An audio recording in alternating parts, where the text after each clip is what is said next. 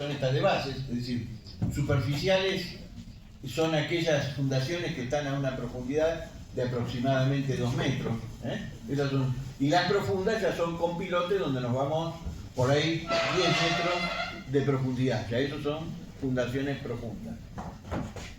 Habíamos hablado también, cosa muy importante, la cual voy a referir a lo largo de toda la clase, que hay 3 tipos de suelos. Es decir, los suelos se componen de 3 tipos de clasificaciones puras, que son la arena, limo y arcillas. Es decir, ustedes van a encontrar en el suelo la mezcla de las 3, en mayor, menor grado, salvo en algún lugar muy puro, como por ejemplo habíamos dicho, en un lugar costero, como puede ser, llamémosle Mar del Plata, sobre la costa, es arena, no hay otra cosa. Pero en general, acá mismo, hasta en este suelo de la facultad, podemos encontrar una mezcla entre arcilla, limo y un poco de arena, todo entremezclado. Por supuesto que por ahí arcilla es 90%, 5% de limo, 5% de arena, y así se van combinando los distintos tipos de suelo. Entonces, eso hay que tenerlo muy claro, porque cuando uno va a hacer la excavación, no es lo mismo excavar 2 metros en arena, donde ustedes por forma lógica lo han visto haciendo un pocito en la arena, se desmorona. Y el pozo se hace con gente dentro del orificio que se hace sobre el suelo para ubicar la base. Entonces, es muy importante conocer el suelo, a ver si es desmoronable o no desmoronable. Son temas importantes. En la medida, cuanto más o menos sea desmoronable, habrá que apuntalar mucho los laterales, o lo que se llama entibar la fundación. Es decir, se colocan tablas, se colocan puntales de un lado a otro de la fundación, y con eso se va excavando. Hay veces que esas situaciones de apuntalar la excavación se hacen muy complejas. Por ejemplo, caso que alguna vez hemos visto en la zona del conurbano, cerca de algún arroyo importante, por ahí hay que hacer cámaras de desagote para obras sanitarias, ya sea de cloacas, o bien cámaras de conducción de agua potable. Entonces por ahí hay que ir 4 metros abajo, pero todo el suelo es desmoronable. Entonces hay que tener mucho cuidado, porque hay gente que va a estar trabajando en el tema. Para eso se debe hacer un plan de seguridad e higiene, pero tengan mucho cuidado con eso. Vamos a ver ahora el tema fundamentalmente de resistencia y cómo se dimensionan las bases. Ya la clase pasada había referido que la base no es otra cosa que una estructura de transición de un elemento, que es la columna que viene bajando la carga, y tiene que apoyarse sobre un terreno mucho más blando que la propia resistencia del hormigón. Entonces, si tengo menos resistencia de suelo, para equilibrar fuerzas, tengo que tomar una superficie mucho más grande. Es decir, se tiene que abrir para poder resistir la carga que viene por la columna. Comúnmente lo que tenemos acá es una base centrada, porque la columna se diseña, o la base se diseña con su centro gravitacional en el centro de la columna, cosa que la carga se distribuya de manera pareja en toda la base. Tal vez en la columna tengamos una tensión de compresión aproximada de una carga de servicio de 100 kilos por centímetro cuadrado, y de golpe el suelo soporta 2. Entonces hay que aumentar la superficie para que se equilibre. Y llegamos que la carga de arriba es igual a la carga de respuesta del suelo de abajo hacia arriba, para equilibrar la carga que viene del edificio, que puede ser una vivienda, planta baja, 2 plantas, o bien un edificio. Cualquiera de estas situaciones es lo que se produce. Lo que nosotros vamos a hacer hoy básicamente es dimensionar la base. Tengan en cuenta que una vez que la base hace contacto con el suelo, no termina ahí nada más la distribución de carga. El suelo, dentro de una tensión admisible que nos va a dar el estudio geotécnico, recuerden que cuando ustedes van a hacer una vivienda y para sacarse la responsabilidad encima, hagan estudio de suelo. Se los recomiendo. Porque los problemas que vienen con el suelo una vez hecha la casa no tienen solución o son de solución extremadamente costosa. Entonces, una gotera, de alguna manera, aunque sea con una membrana, se tapa. Pero un problema debajo del suelo es muy costoso solucionarlo e incómodo para todas las partes, para el propietario, para el profesional, para la gente que viene a trabajar. Es decir, es renegar demasiado. Entonces, hagan un estudio de suelo, con eso deslindan un poco responsabilidad. A mí me dijeron que haga esto, yo hice esto, así que yo no tengo nada que ver.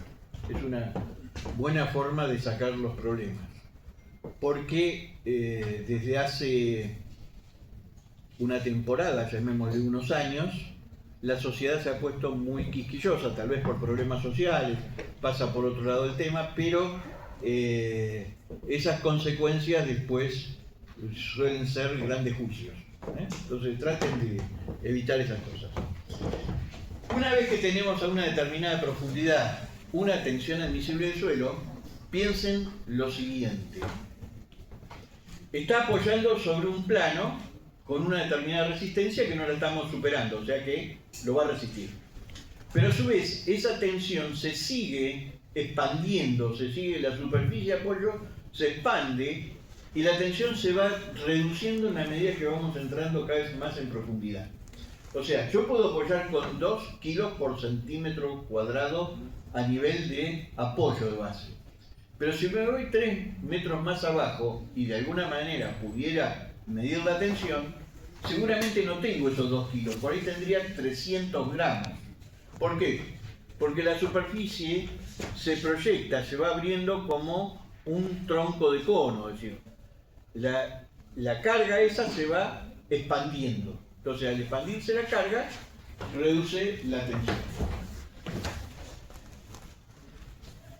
Acá tenemos lo que les decía, cómo se produce una base centrada. Tenemos la columna en el centro, se pone una determinada armadura porque va a estar sometido a fricción, ya vamos a ver cómo, y aparecen los hierros verticales de columna.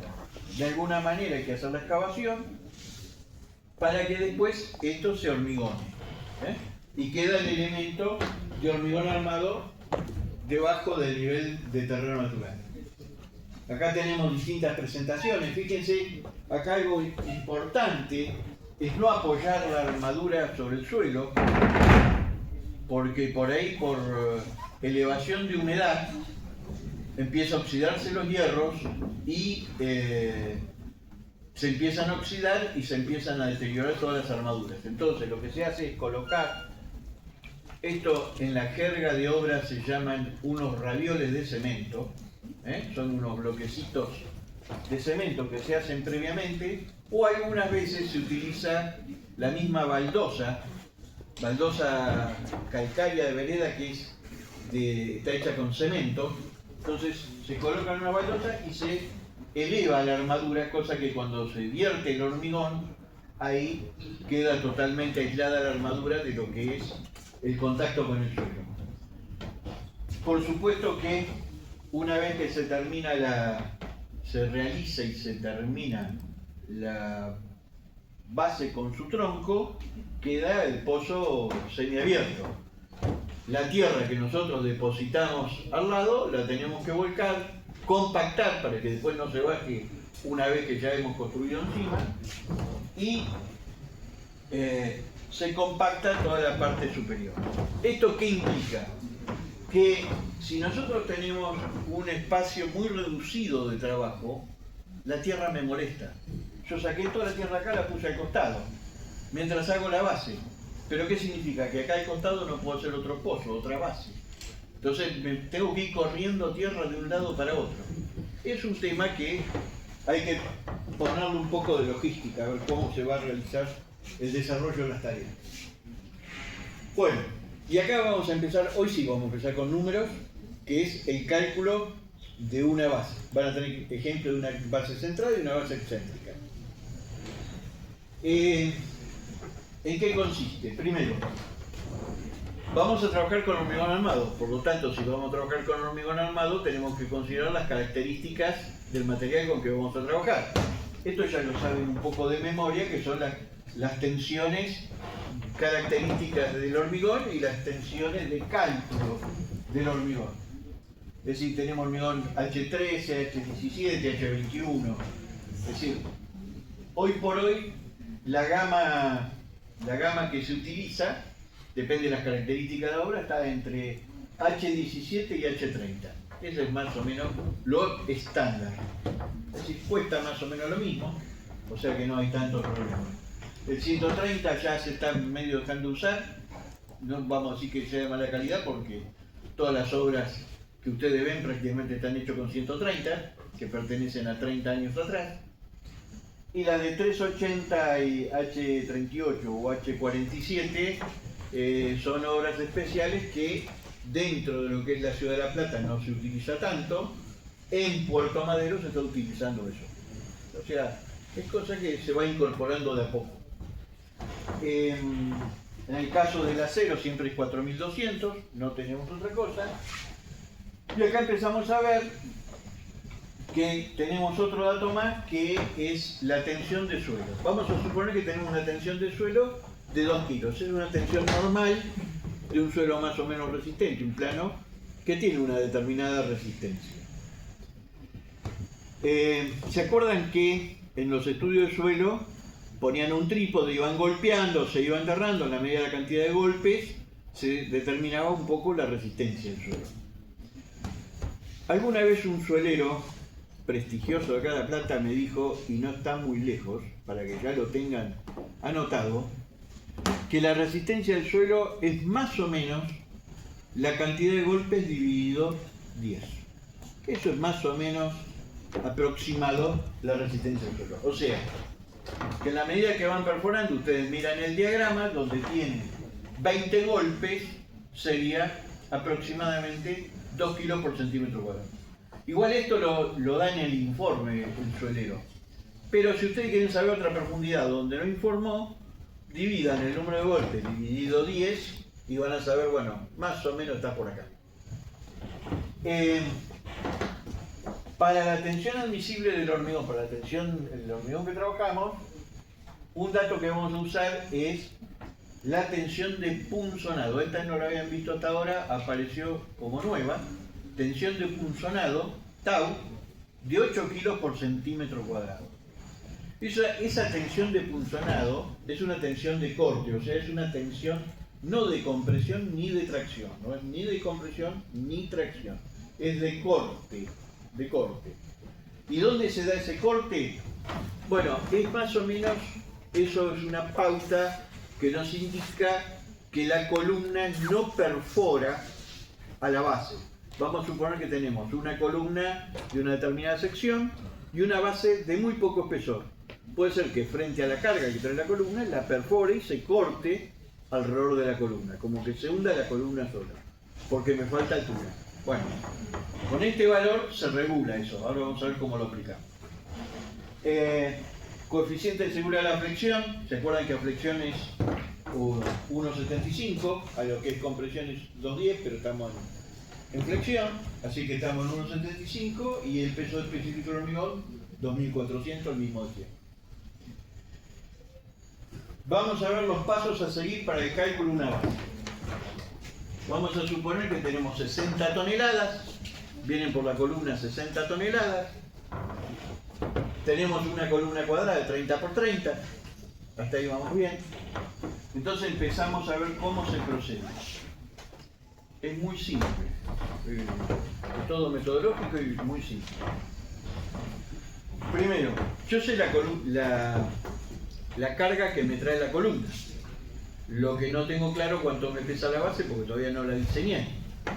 Para considerar el peso de la base estimamos un 5%, o sea que a la carga que viene de arriba le agregamos un 5%, que sería el peso de la base, y llegamos de 60 a 63 toneladas. Eso es lo que tenemos que resistir. Hasta ahí vamos. La base, al ser centrada, es cuadrada. Vamos a tomar que la base es cuadrada. Entonces, Si yo tengo una carga de 63 toneladas, o sea 63.000 kilos, y lo divido por la tensión admisible del suelo, que eran 2 kilos por centímetro cuadrado, los 63.000 dividido los 2 kilos por centímetro cuadrado, kilo con kilo se simplifica y me queda como resultado final centímetros cuadrados, o sea, un área, una superficie, que me da en este caso 31.500 centímetros cuadrados. Perdón, sí, bien digo. 31.500 centímetros cuadrados es lo que me da. Dividir la carga, dividido la tensión admisible. Ya con eso saqué la superficie de la base. Como es cuadrada, y esa es la superficie total, si yo le aplico la raíz cuadrada, que es lo mismo que elevarla a un medio, determino cuánto vale el lado del cuadrado.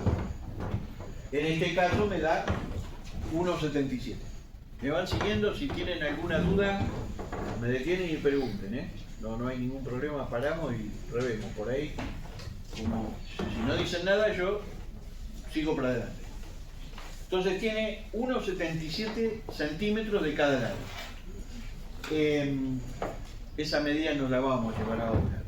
O llevamos 1,80, o llevamos 2 metros, llevamos algo justo, no podemos ir con el centímetro. En la obra, perdón, cada vez que hablo meto un tema, siempre me parece el 10 en la cabeza.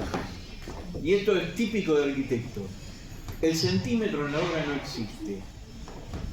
No, porque el dormitorio lo vamos a hacer de 2,43 porque entra justo esto. Cuando vayan a hacer el dormitorio y cuando quieran meter las cosas, lo menos que tiene 2,43 o 3,43. ¿Está claro? Va a tener 5 centímetros más o 5 centímetros menos. Eso les va a pasar siempre. Entonces no jueguen justo con las medidas porque después no existen esas medidas. Entonces lo hacemos de 1,80. Otro tema que la obra se divide en dos partes. Una es la que está abajo del terreno natural y otra la que está arriba. Arriba yo pongo las maderitas, pongo todo, lo puedo ir midiendo todo. Abajo lo importante es salir, o sea que no sean muy finos en medidas abajo. Si es un poco más, mejor, nada más. Es decir, pero hay que salir de abajo. Entonces, adoptamos 1,80 por 1,80, en vez de 1,77, 1,80 por 1,80, que la superficie es 32.400, que es mayor a 31.500. Con lo cual, estoy un poquito sobrado, pero no pasa nada.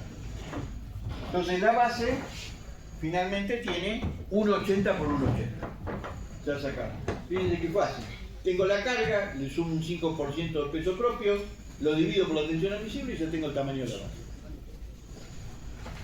Hay veces que por razones de espacio, porque tienen columnas cerca, o distintos motivos, o tienen alguna existencia, no podemos hacer la base cuadrada, se hace rectangular. Es decir, si no es cuadrada, lo importante es que tenga la superficie.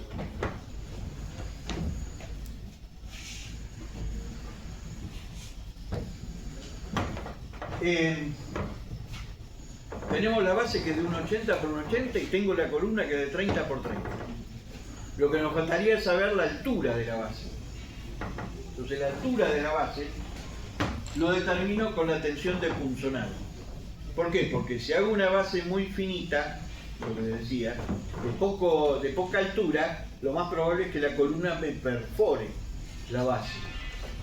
Entonces, para eso tengo la tensión de punzonado. La tensión de punzonado admisible, que valía 8 kilos por centímetro cuadrado, es igual a la carga que estoy trayendo de la columna dividido el perímetro de la columna. Es decir, yo divido el perímetro, es decir, la carga por el perímetro.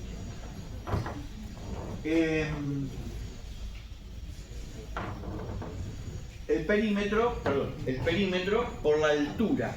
Eso me da la superficie que hay entre la columna y la base, la superficie de contacto. Si yo divido esa carga por esa superficie de contacto, me da una tensión. esa tensión tiene que ser igual o menor a 8. Tomo la de 8 como referencial. Entonces, la tensión de 8 es igual a la carga dividido la altura y el perímetro crítico. Lo que estoy tratando de determinar es la altura. Por lo tanto, despejo. ¿Cómo se despeja? Pasa altura multiplicando y la tensión dividiendo. Estoy cruzando términos. Con lo cual, la altura es igual a la carga dividido la tensión admisible dividido el perímetro. Serían los 63.000 kilos. En este caso se puso la carga con el peso de la base. Si ustedes quieren, en este caso, poner los 60.000, es más o menos lo mismo. Estamos ahí a un 5% de diferencia. Dividido los 8 kilos que lo pusimos como dato, este es dato, dividido el perímetro. Si la columna medía 30 centímetros de lado y es cuadrada, es 30 más 30 más 30 más 30. Da 120. Kilo con kilo se simplifica. Centímetro cuadrado con centímetro se simplifica. Y el resultado me va a dar en centímetros. ¿Y qué me da? 65 centímetros y algo. O sea que la altura que tiene que tener esa base es 65 centímetros. Si a esa base le hago de 30, la columna me lo perfora y pasa para abajo. No va a resistir la base, se va a clavar la columna dentro de la base y va a correr para abajo. Si en vez de 65 le doy 1,5 metros de alto, me sobra altura de base. Me sobra mucha altura de base. Entonces, si estoy a una determinada profundidad, por ahí, base muy alta me molesta. Entonces, me dio 65. Adopto la altura útil, es decir, hasta donde está la armadura, de 65, y como tiene el recubrimiento abajo de 5 centímetros, pasa a tener una altura total de 70. O sea que la base en total va a tener 70. La base tiene, en los costados no termina de 0 a 70, no va empinada de 0 a 70, sino que va de un determinado espesor. Vuelvo para atrás. Voy a correr un poquito para atrás para que vean lo que les estoy hablando. Acá. Tiene un pequeño zócalo para después tener la altura. Este zócalo más o menos es una cuarta parte. Esto es una cuarta parte de la altura, más o menos. Puede ser un poquito menos, puede ser un poquito más. Si estamos hablando de 70 centímetros, pongámosle 80, le estoy dando un poco más, la cuarta parte es 20 para hacer un redondo, o sea que esto está entre 15 y 20. Lo demás es los 70, es desde aquí hasta esta parte superior, hasta donde termina la base. Esos son los 70. Ahí estamos. Y después hay que hacer una verificación de una condición de rigidez. Porque puede ser que yo no tenga mucha carga en la columna, pero sí que el suelo sea muy blando, entonces me da una base muy grande. Vamos a suponer, traigo poca carga en la columna. Me da 30 centímetros de espesor, porque tengo poca carga. Pero el suelo es muy flojo, como Berizo o Ensenada. Entonces me da una base de 2,5 por 2,5. Entonces me queda muy poco alto y muy grande la base. Entonces ahí hay una condición de rigidez, porque la base seguramente se me va a flexionar, se va a deformar mucho. Entonces hay que darle cuerpo a esa base. ¿Y qué es el cuerpo? Y más o menos de lo que vuela, la cuarta parte. En pocas palabras, yo tengo la relación de A del lado. Esto era 1,80 menos 30, es decir, 1,80 menos 30 me da 1,50. Dividido 4 me da una altura mínima que es 37,5. En este caso los 37,5 son menores a los 70. Yo le había adoptado 70. Entonces, como T70 estoy arriba de los 37, está todo bien. El problema es cuando tenemos suelos muy blandos. En este caso es un suelo estándar, con una resistencia de 2. Entonces no se produce, no hay problemas de rigidez. Pero ojo con las bases que sean muy extendidas porque después se deforman. Hay que darle una determinada altura mínima. ¿Hasta acá me siguieron? ¿Estamos de acuerdo? Ya terminamos la volumetría de la base. Ahora me queda la armadura y con esto finalizamos el cálculo de una base centrada. O sea, no es tan difícil como ven. Es un procedimiento lineal, lógico y funciona a flexión. Y como funciona a flexión, vamos a ver si me pueden seguir lo que les voy a explicar. Yo tengo la base que tengo la columna y este lado y los dos alas que tienden a flexionar. Entonces lo que tengo que hacer es determinar la fuerza que está de cada lado de la columna,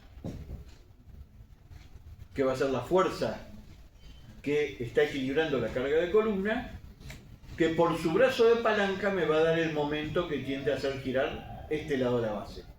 Lo mismo, al ser cuadrada, es del otro lado. O sea,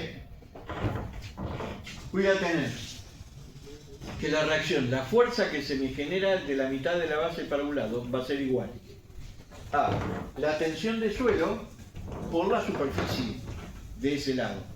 La superficie de ese lado es hasta el borde de la columna, o sea, sería la base, es decir, AX menos BX dividido 2, es decir, A es el ancho total, el lado total de la base. Yo estoy tomando la mitad menos el ancho de columna, que es AX. AX menos BX dividido 2 me da lo que está volando hacia mi derecha. En el caso de ustedes, su izquierda. Eso es lo que vuela. Por toda la profundidad de la base, que es 1,80 m, es la superficie. ¿Sí? Esa es la superficie. Multiplicada por la tensión que está trabajando esa base, que son los 2 kilos, me da la fuerza. Esa es la fuerza, ¿sí? Que está empujando. ¿Cuánto es el brazo de palanca? Y bueno, si antes era esa superficie, es decir, AX menos BX sobre 2, es esa distancia sobre 2. ¿No? Esa distancia sobre 2. ¿Ahí tiza? Bárbaro. Acá Ramiro tuvo la gentileza de hacer el dibujo, yo no había visto tiza.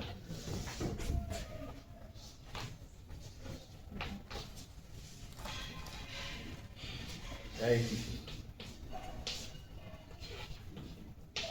¿Alcanzan a ver? Más o menos. Es AX menos BX sobre 2, es ese pedacito de ancho, lo que queda de un lado de la base.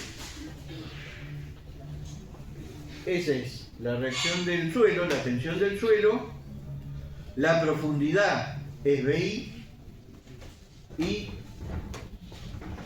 eso es ahí.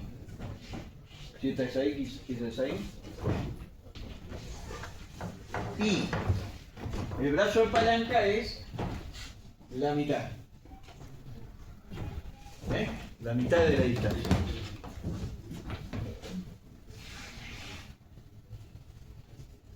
¿Por qué podemos combinarnos tanto? Porque hace 40 años que estamos trabajando en esto. Entonces, sabemos que es cada cosa y estamos todo el día con esto. ¿Se entendió el concepto? Ese es el momento que tiende a romper la base. Eso, ese momento, de alguna manera tiene que ser tomado como en la cabeza de la columna, como una ménsula sometida a flexión. Entonces, si eso está sometido a flexión, lo primero que tenemos es el coeficiente de seguridad, 1,75. Entonces, el momento, dijimos, como acá bien lo representó, es, vamos acá, la fuerza por la distancia. La fuerza es la superficie de este sector de base, que es esta distancia por esta distancia, esa es la superficie, que no es otra cosa, de este lado la profundidad AI y de este lado es AX menos BX sobre 2, y el brazo multiplicado por la tensión me da la fuerza, y esa fuerza va a estar multiplicada por la mitad de esta distancia, que es el brazo de palanca. Ya con eso tenemos el momento. O sea, está en esta expresión que tenemos aquí, es la fuerza Rx por la distancia X. Ese es el momento. Es Rx por X. El área de armadura necesaria es la misma fórmula de flexión que ustedes vienen haciendo en losas, que vienen haciendo en vigas. Es el momento por el coeficiente de seguridad, que es 1,75, dividido la tensión del acero por Z, que Z era el 0,9 de H. La tensión del acero es 4.200, como siempre hasta ahora. El 0,9 de H, 0,9 por 65. Kilo con kilo se simplifican, bueno, el metro ese con este metro se simplifica, termina este centímetro cuadrado arriba, ¿no? Es decir, haciendo todas las operaciones, resultado en centímetros cuadrados. ¿Se entendió más o menos? Son tantos centímetros cuadrados. Si adoptamos armadura del 8, divido los centímetros cuadrados, divido la cantidad de secciones del 8 y me da que necesito 14 barras del 8. 14 y medio, con lo cual coloco 15. La separación va a ser la distancia que yo tengo, el ancho de la base, dividir menos 8, que son 4 centímetros de cada lado de recubrimiento, porque el hierro no lo llevamos hasta el borde, sino que lo dejamos un poquito adentro para no tener problemas de oxidación, dividido la cantidad de hierro menos 1, porque son los espacios, porque como tengo uno al fondo, el primero no cuenta, no tiene distancia, entonces es 15 menos 1. Y eso me da una separación que es cada 13. ¿Sí? O sea, voy a tener 15 hierros del 8 que en ese 1,80 m me van a dar 13 centímetros de separación entre hierro y hierro. Por supuesto que lo que hice para la dirección X es lo mismo para la dirección Y, porque la base es cuadrada. Entonces las dos direcciones es lo mismo. Si fuera rectangular, como les hice mención hace un rato, que se puede hacer rectangular, entonces las armaduras son distintas. ¿Por qué? Porque un lado es más largo que otro, entonces ahí se descompensan los momentos. Pero bueno, habrá que ver la necesidad de hacerlo rectangular. Hay que calcular en los dos sentidos. Pero es la misma expresión, la misma fórmula, pero en el sentido X y en el sentido Y. ¿Se entendió conceptualmente? ¿Estamos de acuerdo? Igual esto lo van a tener, así que no es ningún problema. ¿Hasta ahí estamos?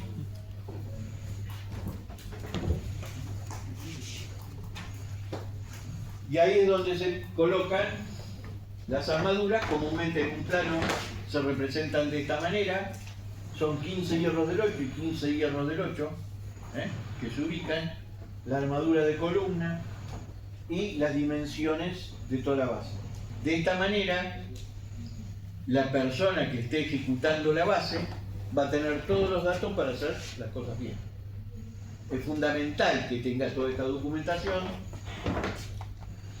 porque si no, después no se sabe qué hizo. Y esto, de alguna manera, también es conveniente guardarlo, por si hay algún inconveniente posterior. Entonces tenemos a dónde recurrir. No, se hizo esto. Siempre pasa, guardar la documentación es conveniente. Y ahora más con el tema de la información así digital, es mucho más fácil guardar información que antes, que eran cajas, cajas y cajas que se iban acumulando, eran habitaciones llenas de cajas que correspondían a las distintas obras. Hoy es un pen o algo, hoy es un pen, antes eran disquetas, antes eran CD, bueno, van cambiando también la forma de almacenamiento, ¿no? Pero bueno, antes eran cajas. Y por ahí donde aparecía una gotera en los distintos estudios, era donde se perdían las obras. Lo agarró la gotera, en la municipalidad lo agarró la inundación del 2013, se perdió todo, es todo así. Entonces, ahora la información puede estar, cosa que si el día de mañana tienen que intervenir nuevamente, vamos a suponer, yo tengo esta base, y después vienen y dicen, vamos a hacerle a este departamento 2 pisos más. Y lo primero que uno pregunta, ¿y la estructura soporta 2 pisos más o no? Bueno, primero vamos a la documentación, y ahí vemos. Por lo menos vamos a tener un orientativo, no digo que sea lo que está, pero por lo menos vamos a tener una aproximación. Se trató de hacer esto. Bueno, ahora vamos a las bases excéntricas. Las bases excéntricas pasa a ser otro tema, es decir, con los mismos criterios, pero una situación distinta. La base excéntrica es la que se nos produce justo en correspondencia con la medianera. Comúnmente, vamos a suponer un edificio bajo, planta baja y 3 pisos. Yo vengo con las columnas que las voy picando en la pared medianera existente. Del otro lado tengo un vecino. Tengo que hacer la base. La columna está justo en el plano de la medianera. Cuando yo haga la base, yo no me puedo pasar del vecino a hacer la base del vecino, llenarla de hormigón el vecino. Porque si el día de mañana el vecino quiere hacer un subsuelo, se va a encontrar con mi base. Y si no está, tampoco, porque el día de mañana vienen a hacer una casa y se encuentran con todo el hormigón metido dentro de un lote vecino. Ya no es mi propiedad, yo me estoy metiendo en la propiedad que no me corresponde. Entonces la base no se puede hacer centrada, se hace excéntrica. Es decir, la columna, vamos a ver.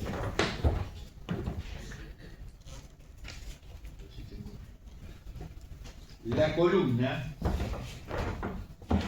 se apoya sobre el eje medianero y yo la base la puedo hacer nada más que para allá, porque de este lado está mi vecino. Entonces no puedo pasar para acá. No quita que por error, por inconvenientes o mala voluntad, el vecino se haya pasado para este lado. Con lo cual, hay que ver qué es lo que se hace con esto, si se pasó. Pero en la medida de lo posible, no hay que pasarse, legalmente uno está impedido de pasarse, entonces evitemos pasarnos cuando está la posibilidad de hacer una base excéntrica. Ahora, la base excéntrica es muy parecida a la base centrada, lo único que tiene es esa, digamos, excentricidad que no es regular, no es centrada, sino que está hacia un lado. Si miramos sobre el eje horizontal, lo que va hacia arriba es lo mismo que va hacia abajo, o sea que funciona como una centrada. Es decir, de acá y de acá está centrada, así que no hay problema.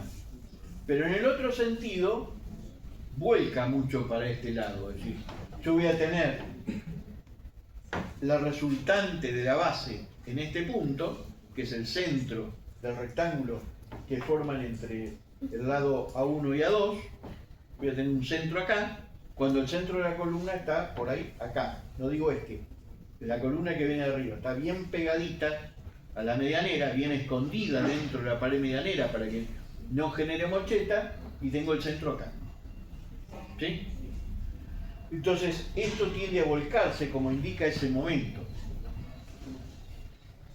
Ustedes se imaginan que si yo tengo una columna que tiene 20 centímetros de ancho y 50 de largo, traigo una carga importante, por eso la dimensión de la columna, 20 por 50, toda la base se me va para allá, lo más probable es que esa columna se quiebre en la parte superior, se quiebre ahí en la cabeza de la columna, de la base, perdón, en la cabeza de la base. Para eso lo que se hace es ensanchar el tronco perpendicular al eje mediano. Es decir, le doy más pie para poder tomar ese hueco. Ese hueco es el que me molesta en la base excéntrica. Es decir, ahí es donde tenemos que atacar. Entonces vamos a empezar a dimensionar de vuelta la base. Acá tenemos un ejemplo de lo que es la base excéntrica. Venimos con una columna, venimos picando la pared, ya tenemos el hecho existente de un vecino y lo que hacemos es la base toda para nuestro lado. Esto es importante porque esto hay que tener mucho cuidado. Insisto, fíjense que acá bajaron con una escalera, están, pongámosle, una profundidad de 2 metros. Acá depende mucho, insisto, si es arena, si es limo o si es arcilla. Si es arcilla, que es lo que parece, corten que prácticamente no pasa nada. No hay peligro acá. Pero si es arena, todo esto tiene que estar apuntalado lateralmente porque si no se desmorona, porque el suelo no tiene lo que nosotros llamamos cohesión. No se pegan las partículas de suelo con suelo. La arena tiene fricción, por eso se vuelca y forma el cono ese, la arena, porque es la fricción entre piedrita y piedrita. Entonces, en la arcilla, no, la arcilla se le pone un poco de agua y queda todo pegoteado. Es como así se pega en la suela de los zapatos, cuando uno va caminando el barro, que se pega a los suelos de los zapatos, es arcilla. Si uno camina sobre arena húmeda, no se pega la arena húmeda. La arcilla sí. Es decir, después los zapatos pesan 5 kilos más de lo que pesaba el zapato, de todo el barro que viene leyendo uno. Y el limo, ahí está, tiene poca cohesión. O sea que es traicionero también.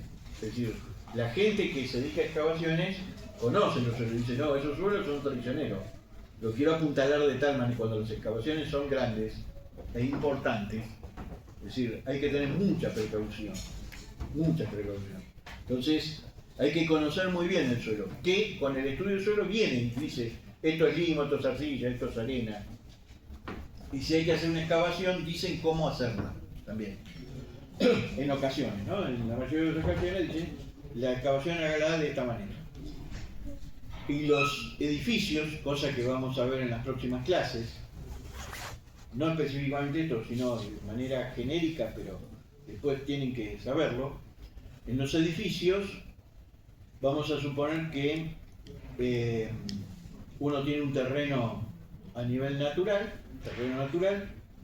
hay que hacer un edificio, vamos a suponer que tenemos que hacer cocheras subterráneas, lo cual ya de por sí hay que excavar como mínimo 1,5 metros, que queda a medio nivel, digamos, una cochera a medio nivel, 1,5 metros.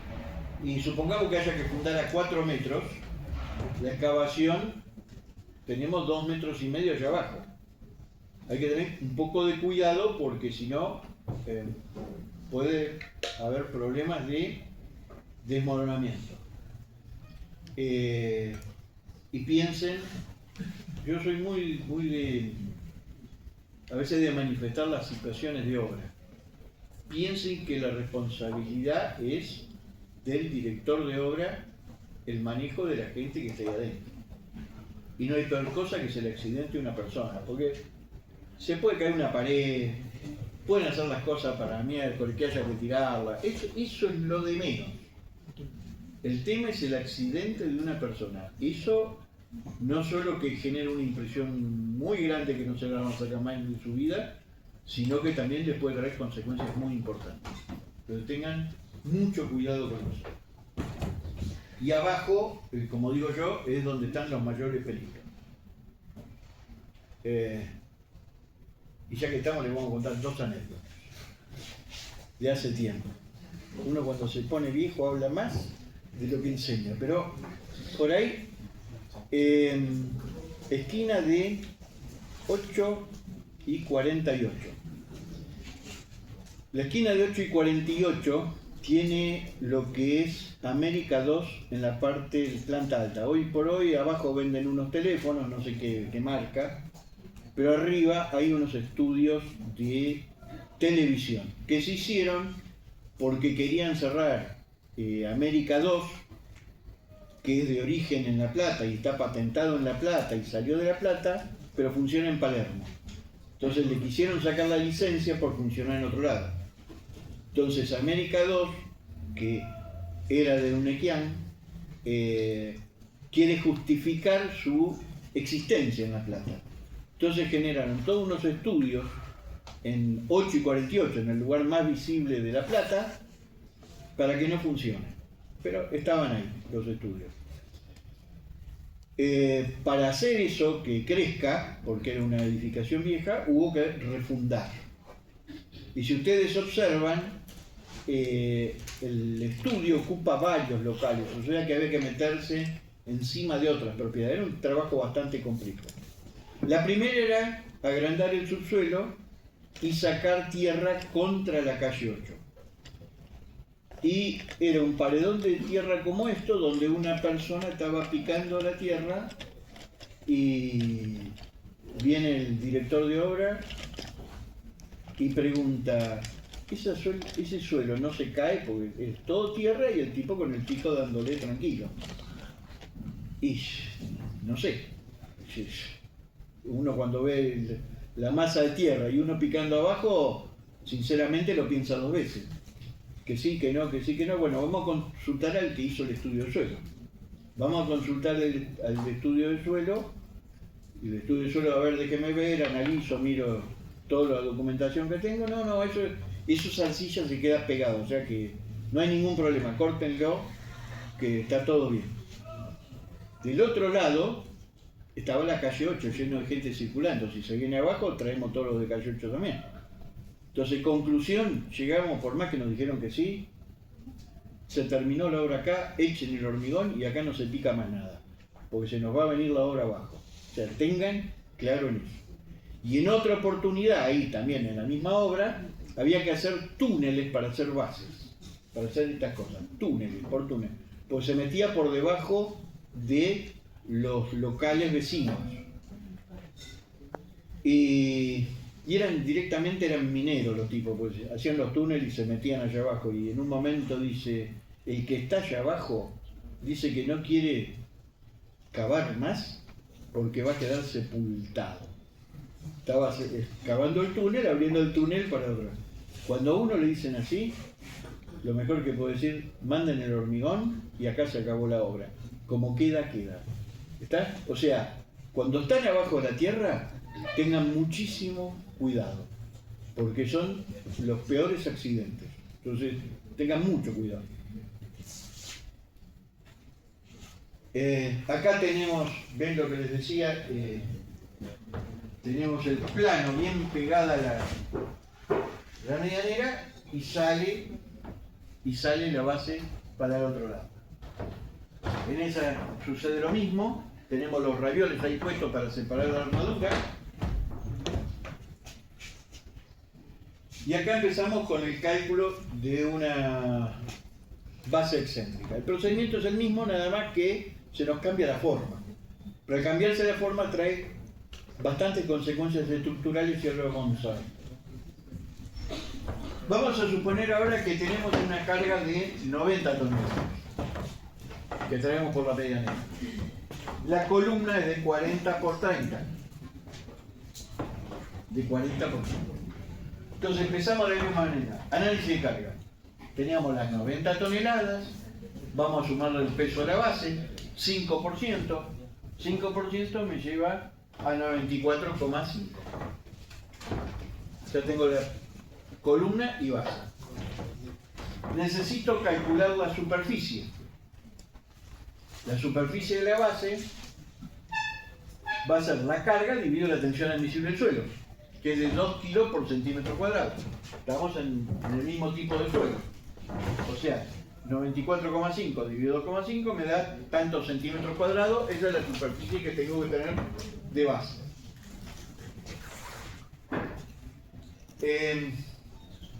acá viene el tema. La base ya dejó de ser cuadrada o rectangular. Es decir, que era la raíz cuadrada de esa superficie o bien era lado por lado. Acá los dos lados van a ser distintos. Y una regla que más o menos está bastante acorde es que el lado que sea perpendicular a la medianera tiene la mitad del otro. O sea, es como que le estamos sacando medio lateral. Es decir, de un lado va a tener una medida y del otro lado va a tener la mitad de medida.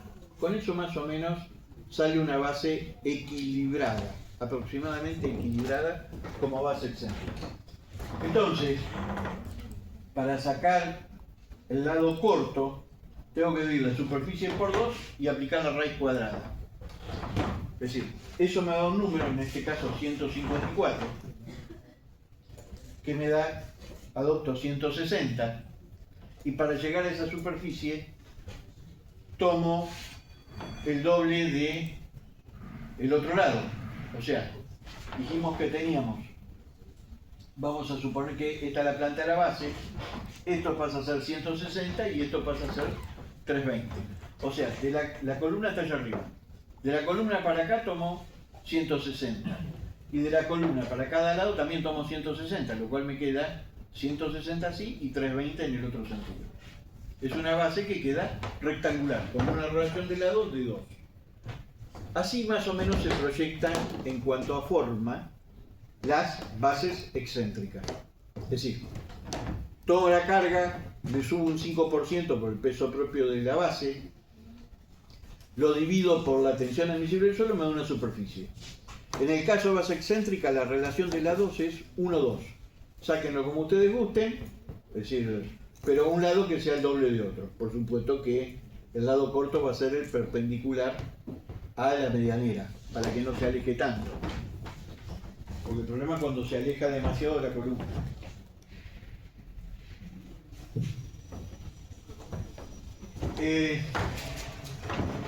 Después tenemos que adoptar una columna. Yo les dije que cuando la columna venía pegada a la medianera, genera un brazo de palanca muy grande, porque si nos estamos alejando para un lado, no coincide la reacción de la base con la reacción de la columna, porque están en distintos, no son colineales, sino que están en distinto plano.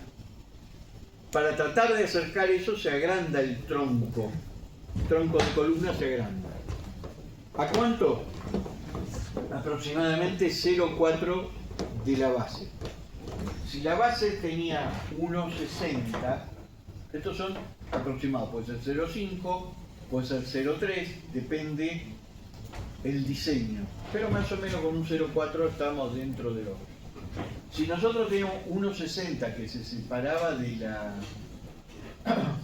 la medianera, yo tengo que darle rigidez a la columna en ese plano perpendicular a la medianera.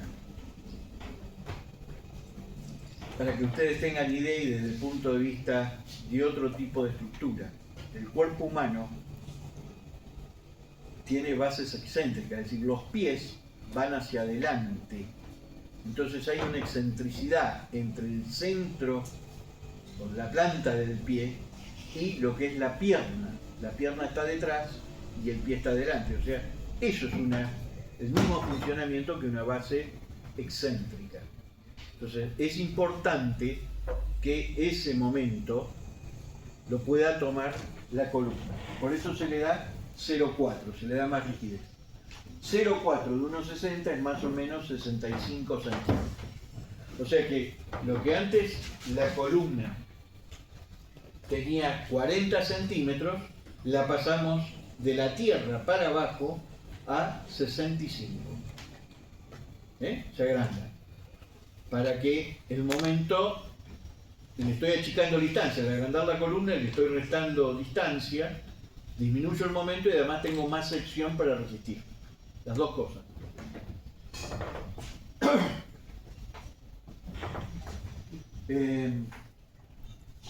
Y acá tengo la excentricidad.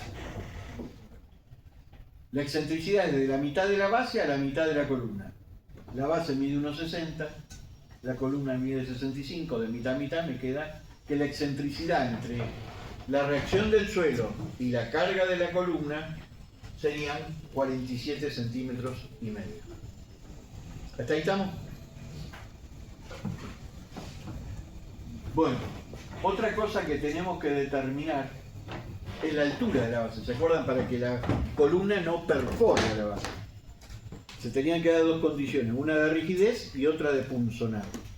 La de punzonado la determinamos con la tensión de punzonado, que vale 8. Esa tensión de punzonado después la vamos a ver en otro tipo de estructuras también. Es decir, sucede en varios lados, es que no se corte el hormigón. Entonces, la tensión de punzonado es igual a la carga dividido el perímetro crítico, el perímetro de la columna, dividido la altura. Yo lo que tengo que determinar es la altura, ahí tengo que despejar la altura. El problema es que el perímetro crítico ahora no son las 4 caras, porque hay una cara que no tiene continuidad con la base, con lo cual me quedaron 3 caras, porque la de atrás, sobre la medianera, no tengo hormigón. Entonces tengo las 2 laterales y la de frente. Entonces, el perímetro crítico, despejo H, que es H pasa multiplicando, tau pasa dividiendo. H es igual a la carga, divide la tensión de los 8 kilos y el perímetro crítico. Bueno, entonces, el perímetro crítico es las 2 caras laterales que salen perpendicular a la medianera y el frente. 65, 65 y 30. Eso es el perímetro crítico. O sea, son 160 centímetros. 160 centímetros por 8, que es la tensión de punzonado, y acá tengo la carga. Kilo con kilo se simplifican, centímetro aquel con el centímetro cuadrado, con el cuadrado del centímetro se simplifica, resultado me da en centímetros. Es decir, me dio 73 centímetros, tomamos como altura útil 75 y la altura total va a ser 80 de la base. 80. Esto lo van a tener después en la página web como para guiarse eventualmente. La condición de rigidez era que más o menos la base es 1/4 de la altura sacado de las columnas. Yo tengo en el otro sentido, tengo 320, le saco la columna que es 30, me quedan 290 dividido 4, me da 73. Esa es la altura mínima. Como yo le di 80, la base se considera que es rígida. Funciona bien. Y después, el cálculo de armadura, el cálculo de momento para determinar las armaduras, es igual que en el caso pasado. Si vamos a la armadura en X, que sería la que está perpendicular a la medianera. Yo tengo, a ver, ¿había tiza por acá? Allá arriba, Robert, allá. ¿Allá arriba? Sí. Gracias.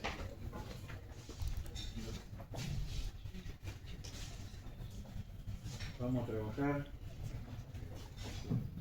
Voy a trabajar sobre aquel que está limpio. ¿Está limpio? No. No, no está limpio. No está limpio. Bueno, lo trabajamos acá.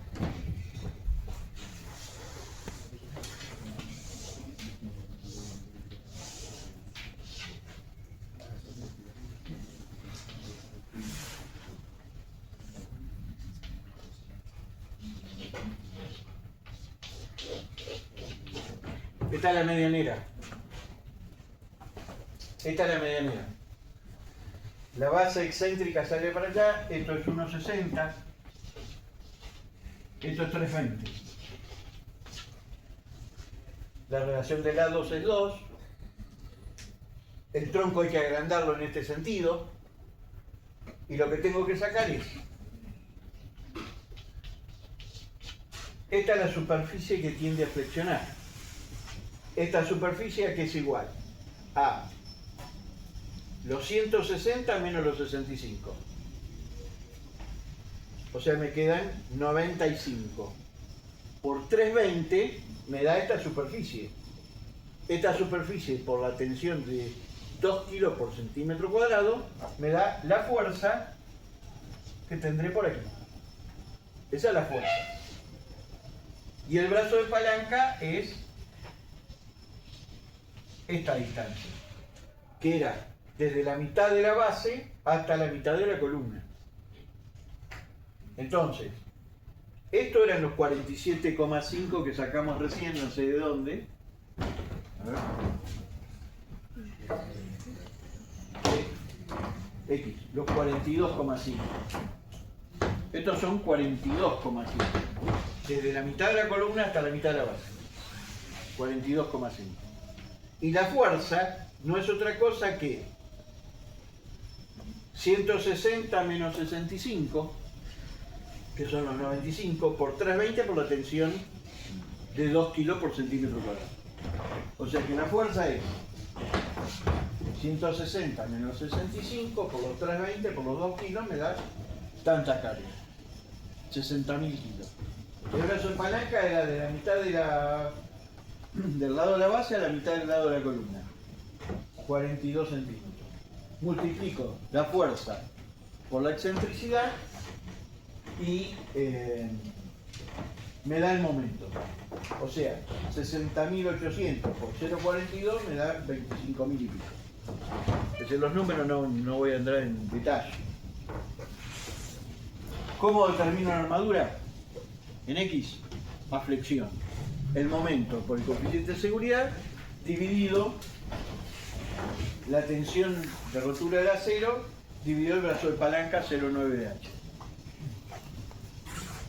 Kilo con kilo se simplifican, metro con metro se simplifican, resultado centímetros cuadrados. Entonces, como resultado, llegamos a la armadura necesaria, que es de 15,95 centímetros cuadrados. Eso es lo que se necesita. Que si lo divido por la sección del hierro del 10, 0,785, obtengo que necesito 20,3 unidades, con lo cual son 21 barritas del 10. Si yo tengo 320 de ancho de base, esas 21 las tengo que poner dentro de los 320 menos los recubrimientos.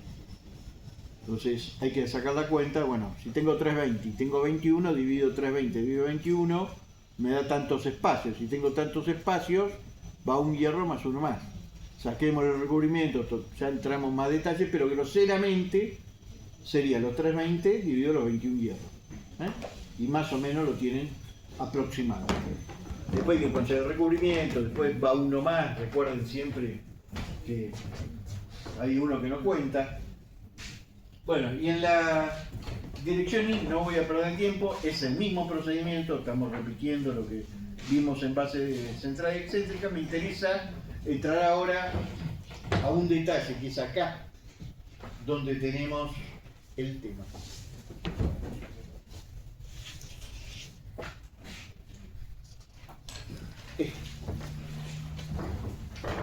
Hasta acá venimos con la armadura en I. Dimensionar la columna. Y acá vamos a otra anécdota que no propia, sino que se dio hace pocos años. ¿Cuánto fue? Hace lo del 3 de febrero, en el 2000, ¿cuánto? No lo sé. 2018, 2019. En Buenos Aires, un edificio en la colectora 3 de febrero, la colectora de General Paz, más o menos a la altura de la avenida Balbín, a las 5:30 de la mañana se cayó. El edificio completo. El edificio se cayó completo. Por suerte estaba en construcción y en los últimos días. O sea, no estaba habitado. No había sereno. Se cayó sobre una calle donde ni siquiera autos había. Pero estaba al costado de la General Paz. Pero se cayó. O sea, gracias a Dios no pasó nada más que el derrumbe del edificio. ¿Y cuál fue el motivo? Exactamente esta parte. La columna o el tronco de base excéntrica no fue calculado a flexión compuesta. No significa que cuando uno hace una macana en hormigón se caiga todo. Pero cuando se alinean los planetas, cuando es una macana más otra, más otra, más otra, más otra, seguro que se cae. Bueno, este se cayó. Un edificio de 7 pisos, creo que era, se vino y está filmado y todo. Cuando vean el año que viene la clase de patología, está la filmación del edificio cuando se cae. Porque no se calculó esto. No se calculó esto. Entre la carga esta, la reacción del suelo, y la carga en columna, hay una excentricidad de esos 42,5, ese momento. ¿Sí? Ese momento está. Perdón. El momento de los 42,5. La carga por la excentricidad. Si nosotros tenemos una columna pequeña, lo más probable es que se rompa. Entonces, eso está sometido a una gran compresión y a su vez a una flexión de la base. A una flexión de la base. Tenemos las 90 toneladas por la excentricidad. O sea, tenemos 38 tonelámetros que están actuando sobre el tronco de columna. Antes venían por la base, pero ahora pasaron al tronco de columna. Esa flexión de la base se la pasa al tronco de columna. En nuestro cuerpo humano, que le decía que el pie funciona como una base excéntrica, quien sostiene ese momento es el talón de Aquiles. A nosotros nos cortan el talón de Aquiles y no podemos mantenernos en pie, nos volcamos. Es decir, no sé si han escuchado alguna vez que a alguno se le ha cortado el talón de Aquiles y no puede caminar directamente. Bueno, es esto. Desde el punto de vista ingenieril pasa a ser esto. La flexión compuesta es un tema bastante complicado, o que lo hacemos los ingenieros bastante complicado. Vamos a hacer así. Los ingenieros lo hacemos lo más complicado posible. Entonces es casi imposible entrarle a través de fórmulas directas. Entonces, de manera simplificada, tenemos que se llaman unos ábacos, unos gráficos, que en función a ciertos datos, yo entro en el gráfico y saco el resultado. Y esto, acá es donde... Nosotros tenemos un momento muy claro, que vale 38 toneladas. Tenemos una carga de 90 toneladas. O sea, tenemos un axil de 90 y un momento, un par, que me produce 38. 38. O sea, hay una relación entre hay un N y un M. Flexión compuesta. Flexión y axil. Eso es flexión compuesta.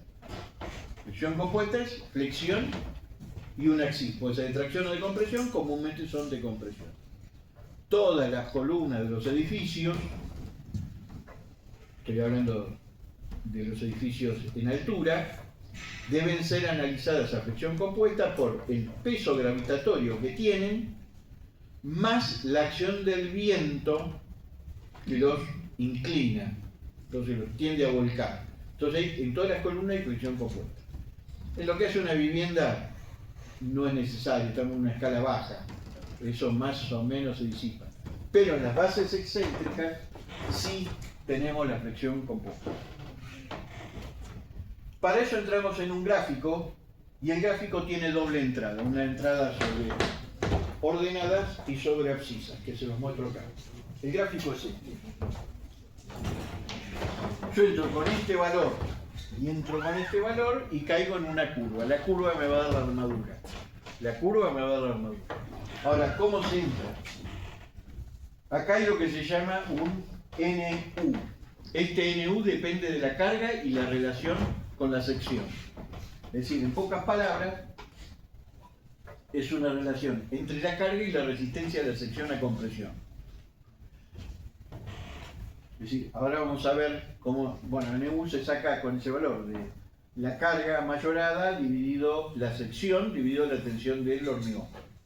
Esto se copia, no es que pedimos que si lo sepan de memoria, esto es ir a la fórmula que es esta y ver dónde entramos.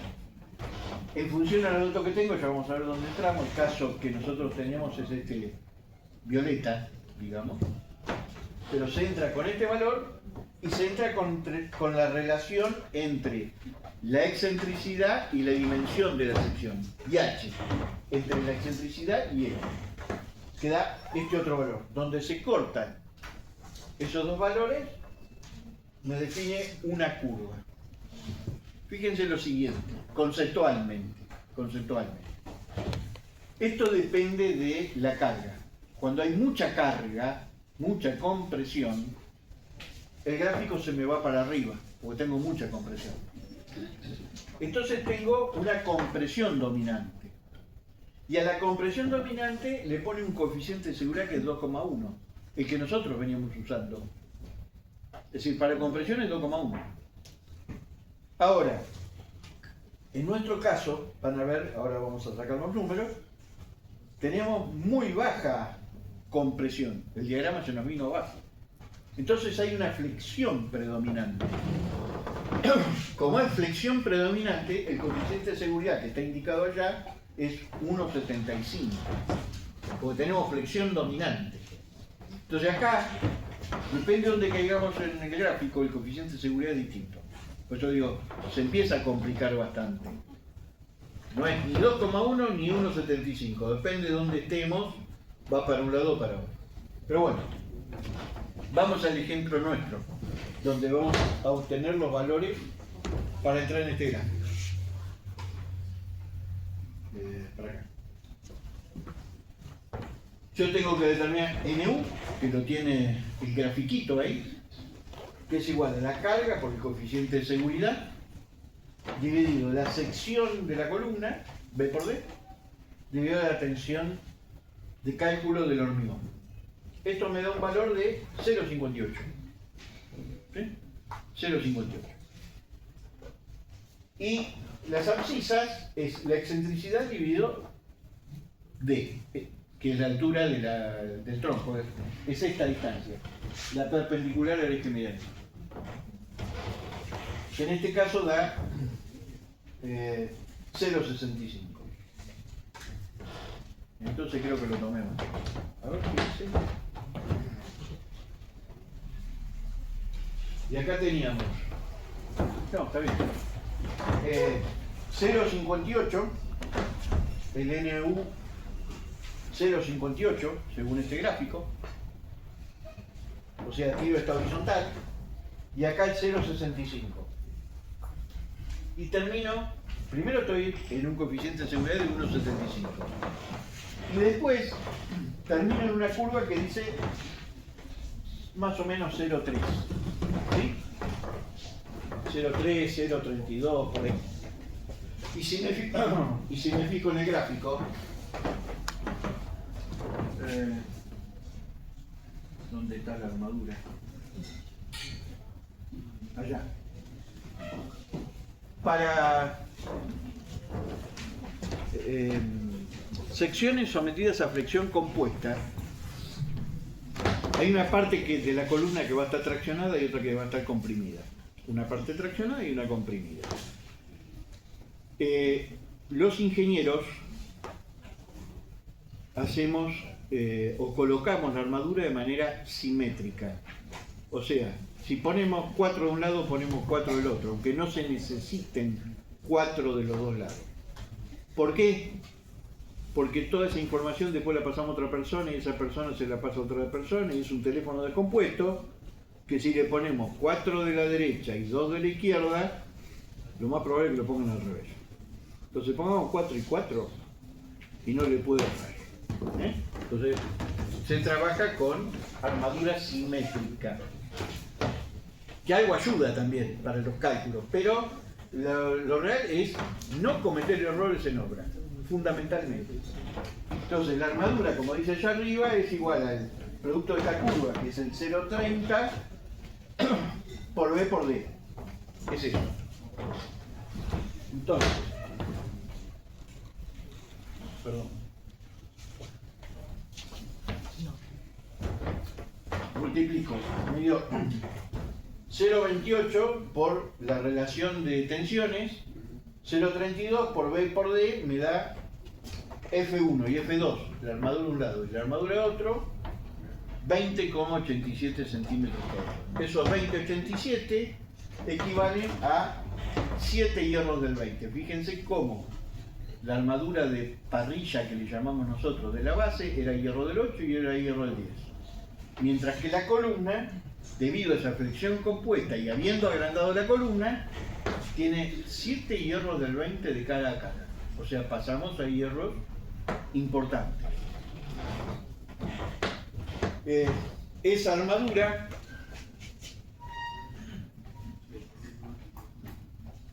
se coloca en las caras opuestas, es decir, está en la medianera y esta.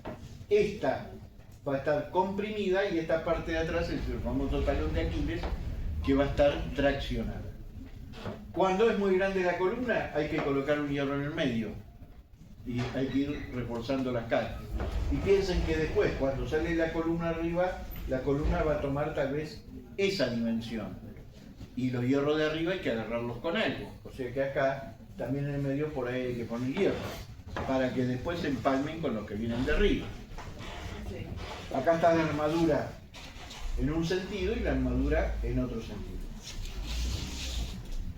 ¿Se entendió lo que es base excéntrica fundamentalmente, su funcionamiento, su necesidad y todo lo demás? No vamos a hacer cálculos de esquinera, pero puede ser que tengamos una columna justo en el encuentro de los ejes medianeros del fondo.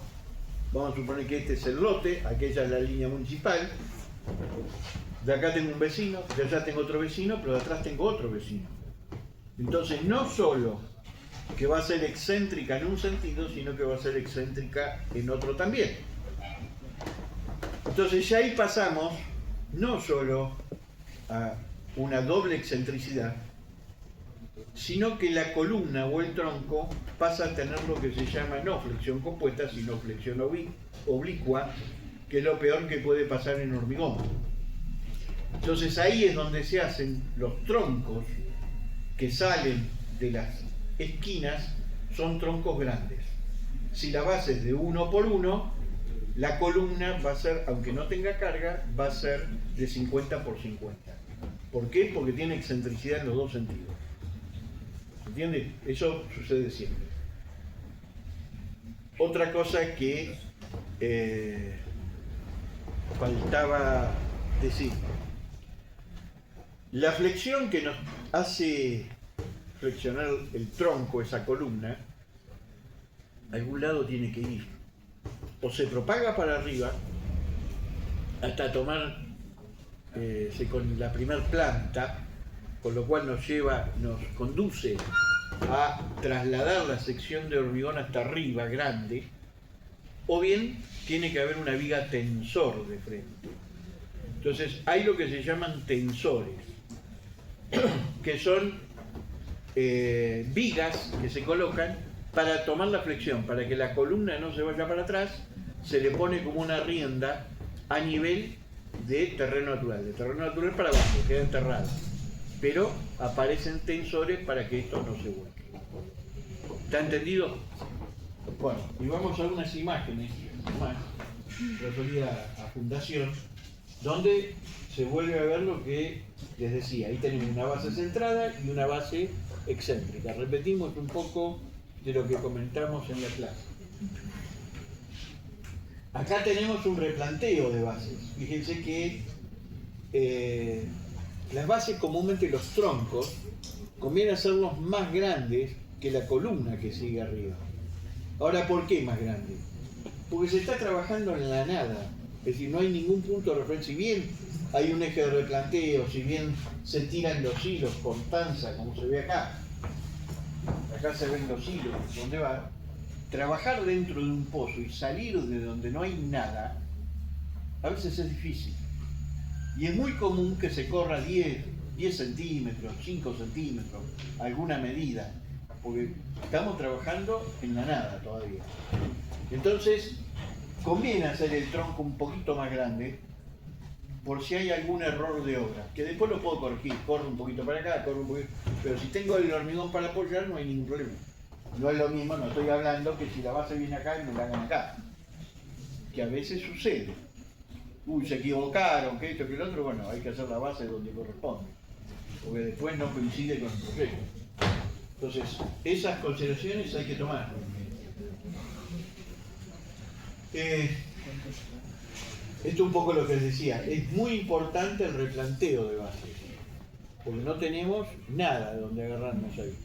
Después una vez que están las bases, los troncos, bueno, entre tal columna hay tanta distancia, eso es fácil de medir. Pero cuando no hay nada, hay que ver cómo sacar las escuadras, que no se nos revire. Una situación que les va a pasar en obra, que cuando vayan a colocar un edificio entre medianeras y el plano decía 10 metros, vayan y midan y tengan 9,70, que eso sucede siempre. Si es para más, bienvenido, pero comúnmente es para menos. Entonces tengan mucho cuidado con eso. Por eso digo, no se confíen en el centímetro. Siempre piensen que las medidas no van a ser las que ustedes pusieron en el proyecto. 10 centímetros de diferencia, 5, puede ser. Salvo que estén construyendo en un terreno libre, no tengan vecinos, ya la obra sea de ustedes propia. Pero cuando están encajonados o que los terrenos estén descuadrados, que en el frente sí tengan los 10, pero en el fondo del edificio tengan 9,60 o 10,30. Cada uno sabrá. Acá está de vuelta el replanteo, cómo se van haciendo bases. Son distintos esquemas de distintas bases. ¿Cómo se replantean? Fíjense que ahí lo va marcando con cal, va marcando la línea con cal para hacer el pozo. Ahí está una persona dentro del pozo donde se ve la excavación. Dentro de la excavación también se ven los distintos tipos de suelo. Una cosa de los suelos que se ve. Si ustedes abren una base, una excavación como esta, y la dejan abierta porque tienen que hacer 10 bases, entonces bueno, hagamos primero una, hagamos las 10 y cuando llegamos a las 10 pedimos el hormigón para hacer la base. Pero si se ve que todo esto se cuartea todo, que es común, no es que se cuartea, eso es arcilla. Y arcilla expansiva, cuando está todo cuarteado, que es el barro que se pega, además cuando excavan y está húmedo y se pega la pala el suelo, es porque eso es arcilla, una arcilla, y cuanto más se pega más expansiva es. Otra forma de hacer los pozos es a través de una retroexcavadora. Sí se puede, porque si yo tengo el lote acá, como les mostré el otro día, en 47, 2 y 3, por ahí el tractor no entra para girar, para dar vuelta, para depositar la tierra, tiene que moverse al otro pozo. Es decir, depende de la capacidad de maniobra que haya en el lote. ¿Qué más? Cuando se abren los pozos con máquina, por ahí los pozos, el hecho de trabajar con una retro y depende del tipo de suelo, por ahí los pozos son mucho más grandes de lo que necesito. O sea que el movimiento del suelo es mucho más grande. Bueno, donde es suelo arenoso como esto, fíjense, por ejemplo, quiero hacer una casa de 2 plantas en Valeria del Mar. Si excavara mucho hacia abajo, voy a tener problemas con el entibamiento de la estructura. Y la arena, prácticamente, mientras esté confinada, mientras sea un continuo, tiene mucha resistencia. O sea, puedo hacer la base arriba, fíjense que la profundidad de fundación es más o menos 50 centímetros, donde están, no están mucho más. Están ahí nomás. Entonces, en arena yo puedo fundar prácticamente arriba. O sea, se retiró la arena los 50 centímetros y la base está apoyada ahí arriba. Prácticamente. Eso puede ser en Valeria, en Pinamar, Cariló, Gese, toda esa zona. Hay otros casos peores, que es donde se encuentra el agua. Traten de, es decir, el agua no quita resistencia. Hablando de un estudio de suelo, si hacen estudio de suelo puede decir, bueno, usted tiene que fundar a 2 metros, pero el agua está a menos 1,50. O sea que ya sabe que uno se mete dentro del agua cuando está excavando. Si los volúmenes son chicos, el agua se puede sacar con bomba. Si nos vamos a mucha profundidad, es imposible sacar todo ese agua. Acá tenemos bases prefabricadas. Esto es un caso extraño, donde la base se hace afuera y después con una máquina se deposita y se sigue construyendo sobre eso. No es de lo más característico. A veces se hace, pero en un 1% de las obras, no más. Es un caso muy particular. Y esto es importante. Es decir, piensen que cuando se empieza una obra, tienen que tener lugar para las tablas que van a venir, para el hierro, un lugar de trabajo. Hay todo un montón de factores que hacen decidir por ahí el tipo de fundación. Si el lote es chico, hay que ver cómo se trabaja. Fíjense, los que anden por Capital, que en las obras de Capital hay unos lotes que se llaman 866 y hacen grandes edificios, que tiene todo sótano. Entonces, si tiene todo sótano, ¿dónde meto el hierro? ¿Dónde meto el obrador? ¿Dónde meto esto? Entonces hacen como unas construcciones precarias, pero agarradas de las medianeras. Entonces, como son construcciones en el aire, apoyadas sobre las medianeras de los vecinos. Entonces es importante ver la disponibilidad que se tiene para trabajar. Esto es el tema de las probetas. Para ensayar hormigón se utilizan probetas. Esas son las probetas que se llenan de hormigón para después ensayar y ver si la resistencia es la que ustedes solicitaron. Controlen, porque si no, ustedes están comprando una cosa y después les mandan otra. Es cuestión de control. Y esto es una plataforma para hacer los famosos raviolitos esos que están allá en el extremo, donde son los separadores que se van a poner en las bases. Bueno, y con esto tenemos una presentación cómo quedarían las bases una vez terminado. Así que bueno, con esto concluimos y muchas gracias por todo. Nos vemos la próxima clase.